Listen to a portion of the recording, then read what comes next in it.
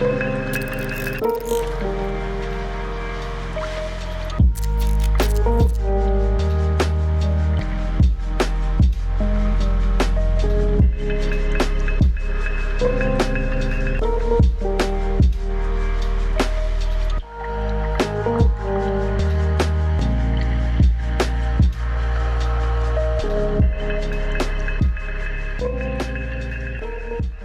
20mm shank. What is it? 5/32, 5/16 cone. I'll put it in the screen.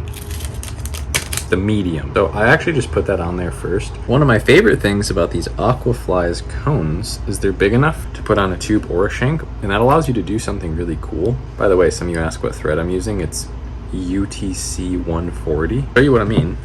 So I can actually just fold my 50-pound Power Pro over, make my loop, and push it through the front of the eye and the cone. I go right to the bend of the vise. I'll show you the exact measurement in a second. Capture that a few times, and then I can take my tag ends and go through the bottom of the cone. And so now it's through the eye. So if I hook a really big fish, this will never get pulled out. Also, it makes this really stable tying platform where the top of the shank and the bottom of the shank have the same amount of width. So there's the platform measurement on that. There you go. 2.5 inches on the money. Then I take rabbit strip and I will go to, how much overhang is that? Quarter of an inch. So I've kind of got my spot marked off. This is split, by the way. This is thin. Twice as wide, you're not gonna have a good fly. That's gonna be really chunky. Or use a micro rabbit strip. And capture that down right on top. Braid and rabbit strip are nice and lined up. Now, pretty much what makes this a swing thing is this next part. Instead of doing a back station and a forward station, we're just gonna go cactus chenille. This is our prop. So I've just captured down just the braid on that. And then I'm gonna go 1, 2. That's it. Without getting too many of those little appendages, is that what we wanna call them? Don't cut your thread, please. So now that's, believe it or not, our prop for this whole forward hackle. So now all we have to do, and I could have cut even more off of this shank now that I'm looking at it, but that's okay. All we have to do is put on some legs. I'm gonna go in just one on each side. These guys are gonna be long and swimmy. Fold one in half. On the bottom on my side. So I just run it over the thread. And then I'll come to your side. I go like, typically do split 2 or 3 times. And then I just pull that guy back and capture it down. And then now that I have those captured down, I'm just gonna take them, and I'd recommend getting these. These are just strong magnets. Get them on Amazon, like a 12-pack, and just put them right in your vise. They don't have to be that strong, by the way. It's not like holding down anything crazy.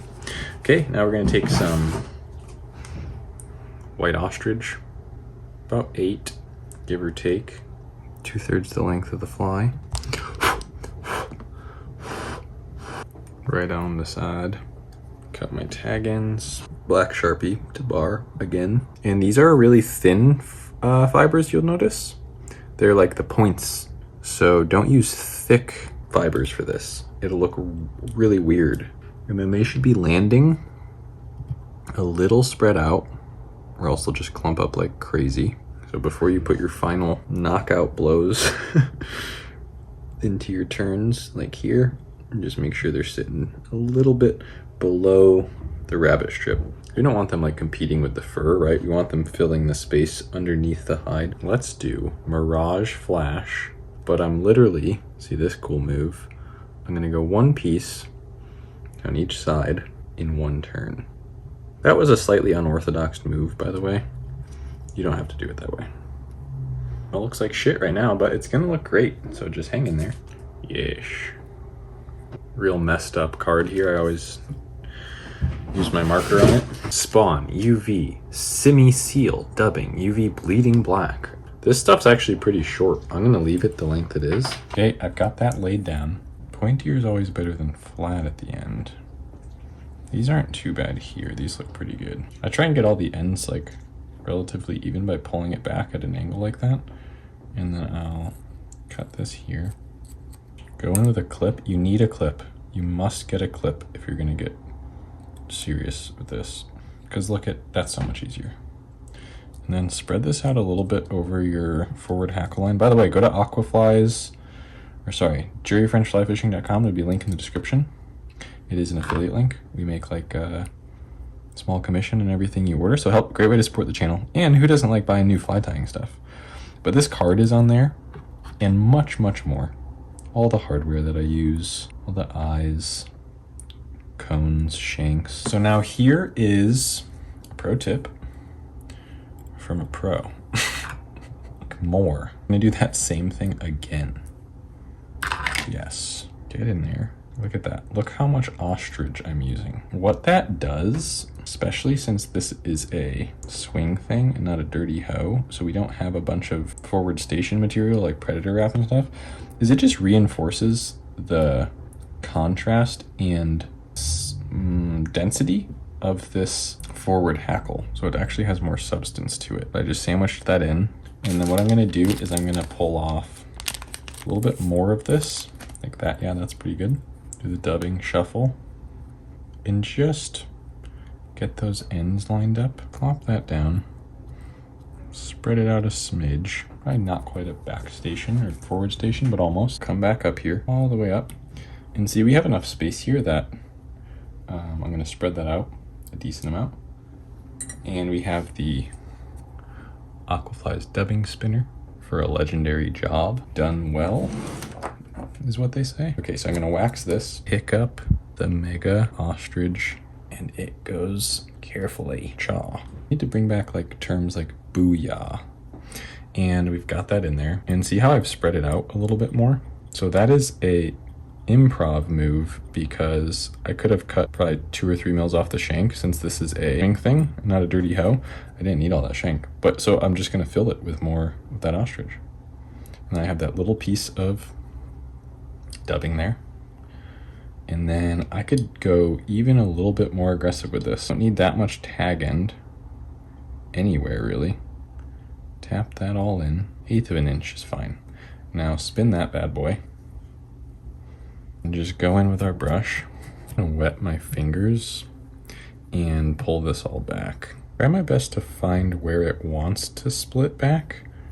So I'll like spin my tool a little and grab it and pull it back. I'm just gonna start spinning that right in front of the legs and the rear. I don't know what anything's called anymore. Just wrap it, please. I don't know anything about anything. There's really no rush here. I'm just turning it, making sure everything is pointing the right direction. And we spaced that like absolutely money. Spam the comments with great job, Paul. If you want it to stay together, you can whip finish it. If you want it to come right apart, just don't even bother with the whip finish. A good old size 2 on her. And we are going to the barb. Can do this on the vise. The twisted hitch works is you go over, open the loop. The hook point is facing up, by the way. Back over. Now you're on the bottom. Twist it again. Go back over. Now it's a twisted loop. It's yet to become a hitch. It's about to be a hitch there. And we know we want that to fall 1/2 inch back, 1/4 inch back, whatever I said before. I just know it by what it looks like. It'll find its mark eventually. More or less, it's right there.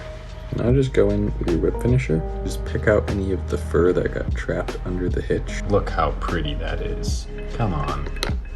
And it's super light, super fun to cast, super out of focus. There she is. Yeah, that's a good one. Give that a try. And subscribe. And like. Goodbye.